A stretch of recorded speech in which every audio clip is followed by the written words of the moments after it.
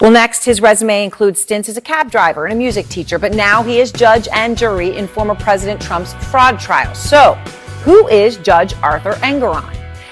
Tonight, the judge in Donald Trump's civil trial, losing patience with Trump's attorneys, at one point pounding the bench and exclaiming their line of questioning was, quote, ridiculous and repetitive. It comes as Trump again attacked Judge Arthur Engoron, not even a day after the judge issued a gag order banning Trump from speaking publicly about court members. Here is Trump today. The bottom line is this is rigged. The judge already knows what he's going to do. He's a Democrat judge. In all fairness to him, he has no choice. He has no choice. He's run by the Democrats. He's a Democrat judge out of the clubhouses. He's controlled, and it's a shame. What's going on here is a shame. Our whole system is corrupt. So who is Judge Arthur Engoron? Tom Foreman is out front.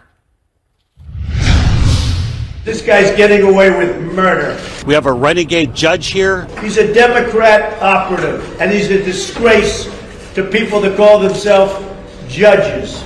Against a furious broadside of attacks from Team Trump, Judge Arthur Engoron seems so far unfazed. And that matters because he is the man deciding what penalties Trump and his organization will pay after the judge already issued a blistering 35-page ruling largely agreeing with the prosecutor. Donald Trump and the other defendants have committed persistent and repeated fraud. Raised in the New York borough of Queens, not far from where Trump grew up, Engoron is a father of 4, married 3 times, a Democrat described by the New York Times as independent and thoughtful, if somewhat quirky. As a young lawyer, he worked with Donald Zacharin in the 1980s. He doesn't raise objections or questions to be querulous. He does it to inform himself, to challenge your own thinking, so you get to an outcome that is consistent with where the facts take you and the law takes you. On his high school's alumni webpage, Engoron paints a rollicking self-portrait of a man interested in history, photography, chess, soccer, and philosophy. A former cab driver who took up law, then spent several years as a piano and drum teacher, and who is still a huge fan and follower of rock and roll.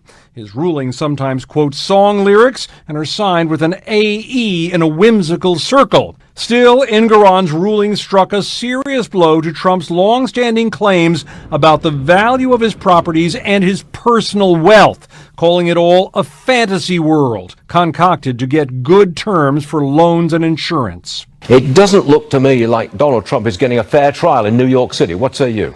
That has conservative media sounding alarms. The judge is as guilty as is more guilty than Trump at having a phony valuation of that property. But has fear of the penalties from this judge muzzled Trump?